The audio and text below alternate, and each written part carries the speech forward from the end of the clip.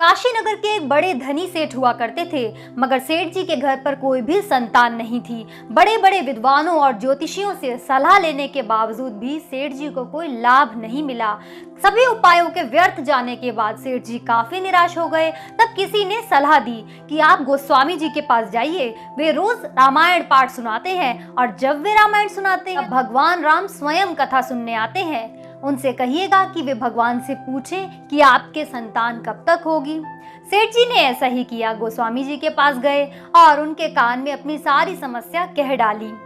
गोस्वामी जी ने रामायण पाठ समाप्त किया और फिर भगवान के पास गए और पूछने लगे कि सेठ जी आए थे, ऐसे ऐसे अपनी समस्या के बारे में बता रहे थे, उन्हें संतान की उत्पत्ति कब तक होगी, बताइए प्रभु। भगवान राम बोले, गोस्वामी जी, सेठ जी ने पिछले जन्म में अपनी संतान को बहुत कष्ट दिए हैं, इसलिए उनके तो 7 जन्मों तक कोई संतान नहीं होगी।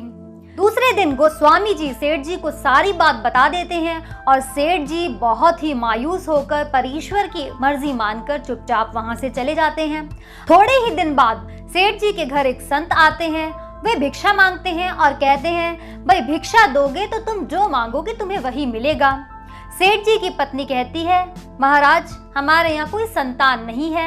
इस पर संत कहते हैं, यदि 1 रोटी दोगी तो तुम्हें 1 संतान की उत्पत्ति तो जरूर ही होगी। सेठ जी की पत्नी संत के लिए 2 रोटी लेकर आती है। संत बहुत खुश हो जाते हैं और कहते हैं, जा तेरे 2 संतानें होंगी। अब 1 साल बाद सेठ जी के जुड़वा संतानें होती है। कुछ दिन बाद गोस्वामी जी सेठ जी के घर के पास से ही गुजर रहे थे और देखते हैं कि सेठ जी के घर के आगे 2 बच्चे खेल रहे होते हैं। वो जाते हैं, सेठ जी से पूछते हैं कि क्यों सेठ जी, ये बच्चे किसके हैं। सेठ जी कहते हैं, गोस्वामी जी बच्चे तो मेरे ही हैं, पर आपने तो मुझे झूठ बोल दिया था कि भगवान ने कहा है मेरे कोई संतान ही नहीं होगी। ये देखिए मेरे जुड़वा बच्चे हुए हैं। गोस्वामी जी ये सब देखकर काफी आश्चर्यचकित हो जाते हैं। फिर सेठ जी गोस्वामी जी को संत के कहे वचनों के बारे में बताते हैं। वहां से तो गोस्वामी जी चुपचाप निकल जाते हैं, लेकिन शाम को कथा सुनाते वक्त वह काफी चिंतित मुद्रा में थे। कथा समाप्त होने के बाद भगवान पूछते हैं, क्यों भाई गोस्वामी जी आज काफी चिंतित नजर आ रहे हो।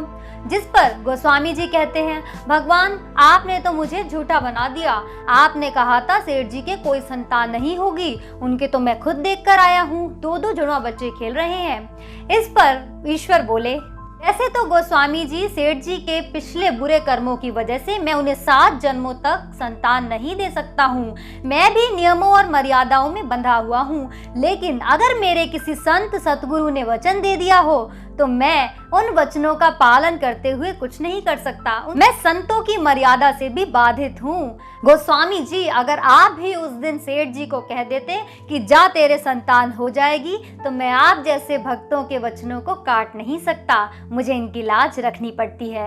एक बार संत या गुरु कोई वचन फरमा दे तो ईश्वर भी कुछ नहीं कर सकते, फिर चाहे भक्त के भाग्य में कुछ लिखा हो या ना लिखा हो, पर गुरु के वचनों की आज्ञा तो ईश्वर को भी माननी ही पड़ती है। तो दोस्तों बहुत बहुत स्वागत है आप सभी का हमारे चैनल इंटरेस्टिंग आर्टिकल्स में जिंदगी की कहानियां सीरीज में। ये थी आज की कहानी जो बताती है कि यदि किसी पर गुरु की कृपा हो जाए तो ईश्वर भी कुछ नहीं कर सकते हैं। ईश्वर भी उन वचनों को सदैव निभाने के लिए बाधित ही रहते हैं। वो वचन जो है वो इतने सच्चे होते हैं कि बहुत सी चीजें हमारे भाग्य में नहीं लिखी होती यदि, तब भी संतों की कृपा से वो चीजें हमें मिल जाती हैं।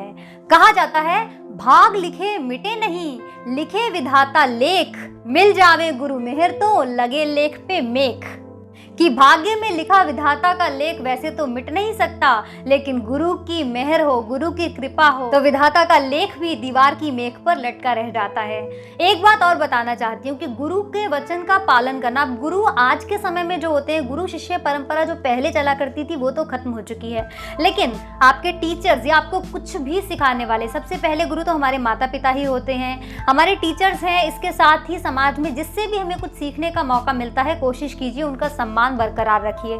आजकल के बच्चे कहते हैं कि बहुत फ्रैंक हो गए हैं, लेकिन वो फ्रैंक होने के साथ साथ अपनी मर्यादाएं भी भूल जाते हैं। मैंने देखा है स्कूल लाइफ की बात करें या कहीं भी, आजकल टीचर्स डरने लगे हैं बच्चों से कि भाई बच्चों के साथ कहीं बच्चे कंप्लेंट ना कर दे, कुछ गलत ना कर दें। तो कोशिश कीजिए वो सम्मान की भावना जो बच्चों में से खत्म हो गई है वो बरकरार रखें। जरूरी है कि एक एज का डिफरेंस जो होता है या ज्ञान का जितना भी डिफरेंस होता है बड़े छोटों में, उनका आदर सदैव बना रहना चाहिए। मैं खास तौर पे यंगस्टर्स की लिए ही ज़्यादा कहानियाँ प्रेजेंट करती हूँ कि उन्हें समझना चाहिए जो संस्कार उनके अंदर से खत्म हो रहे हैं समय के साथ साथ, वो उनके अंदर बरकरार रहने चाहिए। और बड़ों का भी ये कर्तव्य है कि छोटों को बड़े प्यार से, दुलार से एक शिक्षा देने के एक तरीके से, बड़े कहते हैं स्टेप बाय स्टेप, बहुत ही पोलाइट वे में और एक बड़े पेशेंस के साथ जैसे चीज़ों को समझाना चाहिए, वो भी वैसे मेंटेन करें।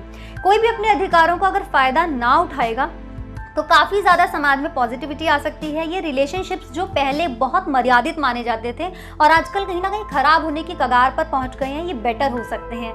तो अपने बच्चों को हमारा भी फ़र्ज़ है कि अच्छी शिक्षा दें, टीचर्स का भी फ़र्ज़ है कि वो उसी तरीके से जैसे गुरु शिष्य परंपरा के टाइप में समझाया करते थे उस तरह से समझाएं और यंगस्टर्स बड़ों का सम्मान बरकरार रखें। इसके साथ ही एक और चीज़ कहना चाहती हूँ, बच्चों कोशिश कीजिएगा कि आपके जो भी गुरु हैं उनको गुरु दक्षिणा भी ज़रूर दें। किसी से भी आप कुछ सीखने का मौका मिलता है तो गुरु दक्षिणा जब तक हम नहीं देते हैं तब तक वो काम हमारा या वो शिक्षा सार्थक नहीं होती है। तो समझिए इस चीज़ को, भाव तोल इन चीज़ों में मत कीजिए, कोशिश कीजिए। मैं जो बता रही हूँ अच्छी चीज़ें हैं, आप कहीं और भी पढ़ सकते हैं। बड़े अच्छे अच्छे ग्रंथों में भी बातें लिखी हैं या धार्मिक पुस्तकों में भी मोटिवेशनल स्टोरीज भी हमें बताती हैं, तो समझिए उनको।